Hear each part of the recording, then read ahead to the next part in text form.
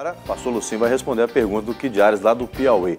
Ele disse, nós devemos obedecer o líder, que muitas vezes tem um pensamento diferente, ou a gente deve confrontar?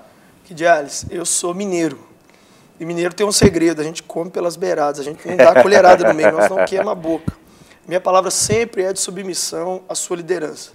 Mas então o que você vai fazer? Você vai usar o segredo aqui de Mateus 7:18, que diz, a árvore boa não pode dar fruto ruim, nem a árvore ruim pode dar fruto bom.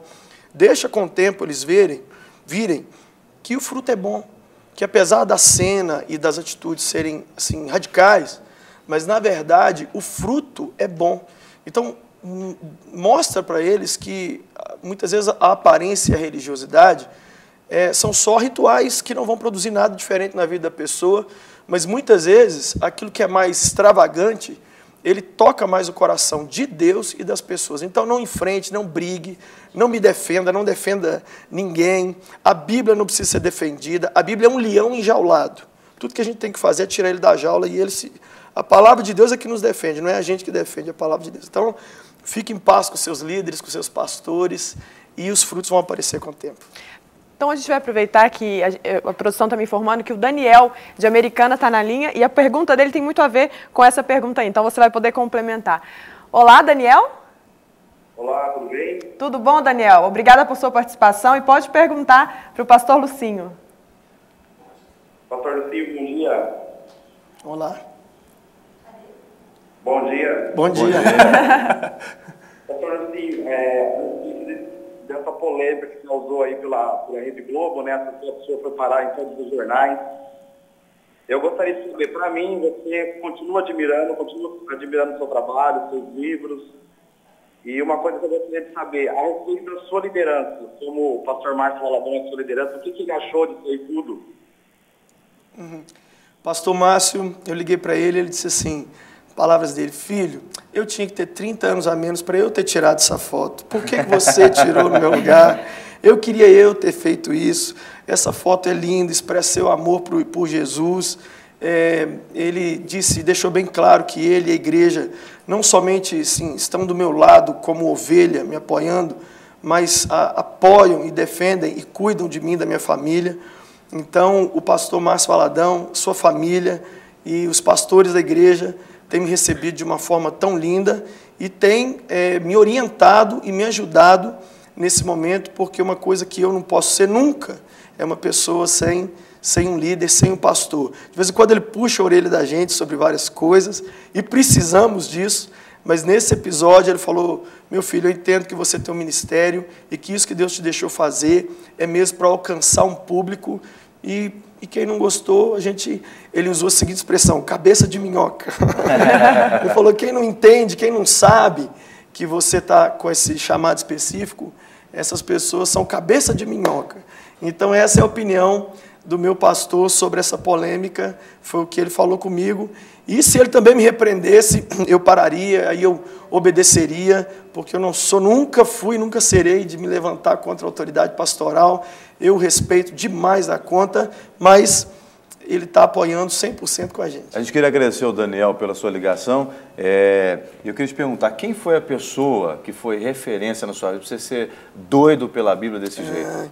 Meu avô, Joaquim Barreto Neto. Meu avô morreu ano passado e ele leu a Bíblia mais de 100 vezes. Ele deu Bíblia de presente para todos os presidentes da República, de Getúlio Vargas até o Lula. Ele foi político. O meu avô, ele sentava comigo e começava a falar da Bíblia. A impressão que eu tinha é que ele tinha escrito a Bíblia, porque com tanta... Sabe, meu filho, lá no Velho Testamento, quando o rei Jeú, eu falava, avô, não estou sabendo. Mas você não é pastor, meu filho? Como é que você não sabe do que eu estou falando? Aí chamava minha avó, ô, dona Mariquita, olha aqui, um pastor que não sabe de Bíblia. Meu Deus do céu, onde é que nós vamos parar? Aí ficava bravo, começava a citar a Bíblia para mim. Então, assim, um dia ele achou uma caneta em cima da Bíblia. Ele fez um lugar assim alto na casa e ele deixava a Bíblia lá em cima. Ele dizia, a Bíblia não pode ficar em lugares baixos, não. A Bíblia tem que ficar no alto. Todo mundo que entrar aqui em casa tem que ver a Bíblia. E um dia ele achou uma caneta em cima da Bíblia. Esse homem fez a maior escarcéu, porque não pode ter nada em cima da palavra de Deus. Então, eu cresci com esse referencial. As 2 últimas noites de vida dele, ele esqueceu todo mundo. Esqueceu quem eram os filhos, os netos. Não reconhecia ninguém. Mas da meia-noite às 6 da manhã, ele citava a Bíblia sem parar, de um texto para outro, de um texto para outro, sem parar. Minha tia mora aqui em Belo Horizonte, disse que foi as 2 noites mais lindas vendo ele esquecer tudo, menos a palavra de Deus. Então é essa herança que chegou para mim.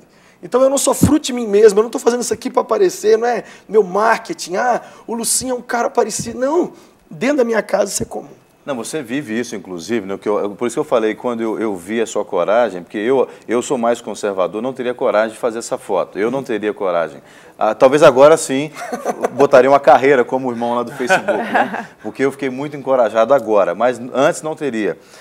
Mas eu vejo que eu resumiria toda a sua reação em uma frase que você falou, eu vi em uma dessas televisões seculares te entrevistando, você falou assim, olha, eu não considero que foi desrespeito à palavra. Desrespeitar a Bíblia é não lê-la e não obedecê-la. Aquilo me marcou muito. Né? E aí você falou, olha, eu leio a Bíblia tantos capítulos por dia, aí você falou, já andei com a Bíblia 24 horas, etc, etc. Então, isso me marcou. Entende? Não é só os jovens, né? Esses adolescentes que você está tentando pegar. É muita gente, porque Deus usou a sua vida para quebrar muitos paradigmas na vida de muitos líderes, muitos pastores, como você citou o próprio Silas Malafaia, né? Ou seja, leva as pessoas a pensar diferente, porque Deus faz isso. Nós criamos uma caixinha da religião, queremos que Deus esteja encaixado nessa caixa. E muito pelo contrário, a Bíblia fala isso, que Deus usa as coisas loucas para confundir as sábias. Né? E nesse momento, isso parece uma loucura, né? Haja visto que você usa o nome Loucos por Jesus. O nome Loucos por Jesus. Eu na verdade, o objetivo todo é glorificar o Senhor. Se a Bíblia ficou em evidência no país durante uma semana por causa de uma foto, se isso tiver custado a minha reputação, eu não estou... Ô Lucinho, você não tem medo de pastores fecharem as portas para você pregar? Não tenho. Eu não estou preocupado, não é isso. Vai muito além. Não é carreira, né? Não é essa a minha preocupação. A minha motivação é essa. Esse gancho seu, meu filho, que daí tem gente aqui querendo já falar com você, ainda fazer uma comparação doida aí. Jaqueline de Santo André, olá! Olá, a paz do Senhor Jesus para todos. Amém. Você está bem, minha filha? Graças a Deus. Ainda que eu ande pelo vale da sombra da morte, eu não vou temer. Amém. O Senhor é conosco. Amém. Deixa eu te falar, em breves palavras, você pode se referir ao Lucinho Barreto, pastor querido que está aqui. Pastor Lucinho, fala, eu agradeço a Deus, louvo a Deus pela sua vida. Amém. Você é um instrumento do Senhor poderoso que levantou nessa geração nova para saquear o inferno. Porque os nossos jovens estão morrendo. Que Deus possa continuar te usando. E a pergunta que eu quero fazer, pastor Lucinho, é que, como o senhor entende muito da palavra, quando Davi entrou no templo e comeu a comida, que não podia ser comida, somente só pelos sacerdotes, será que o povo falou muito mal dele? O povo falou muito mal de Jesus quando ele entrou na casa de Zaqueu. O povo falou muito mal de Jesus quando ele foi um dia numa rave, onde só tinha prostitutas e políticos corruptos. O povo falou mal de Paulo, quando Paulo... Imagine, Paulo chegou num templo pagão, onde só tinha deuses estranhos, e ele fez quase que um elogio a um falso Deus. Ele falou, olha, estou vendo aqui um altar ao Deus desconhecido. Esse Deus aqui é o Deus que eu prego. Eu fico imaginando quantas oportunidades João Batista teria para pregar nos nossos dias, com aquela roupa, e com aquela dieta, e com aquela aparência, e com aquele discurso dele. Então, o Senhor levanta assim, algumas pessoas para assim, fazerem algumas coisas mais extravagantes. Eu nem me considero uma delas. Eu acho que tem gente fazendo coisas muito mais radicais pelo Senhor. Eu escrevi alguns livros onde eu escrevo histórias sobre os heróis da fé. Tem gente agora que não está sendo xingado pela Bíblia, não, está preso. Tem um chinês hoje, eu esqueci o nome dele para a gente orar, mas ele leu, a Bíblia não, a China não tem Bíblias. Os cristãos na China não têm Bíblia. Um cristão na China conseguiu uma Bíblia outro dia, em um mês ele leu a Bíblia 3 vezes toda. Ele faltou ao trabalho, faltou à escola. Sabe o que aconteceu? A polícia foi na casa dele, descobriu ele com a Bíblia e ele está preso. Esse homem sim merece atenção, merece as câmeras. Então, eu acho, respondendo a sua pergunta, que Davi foi criticado e vários servos e servas do Senhor são e serão sempre criticados por fazer alguma coisa mais radical.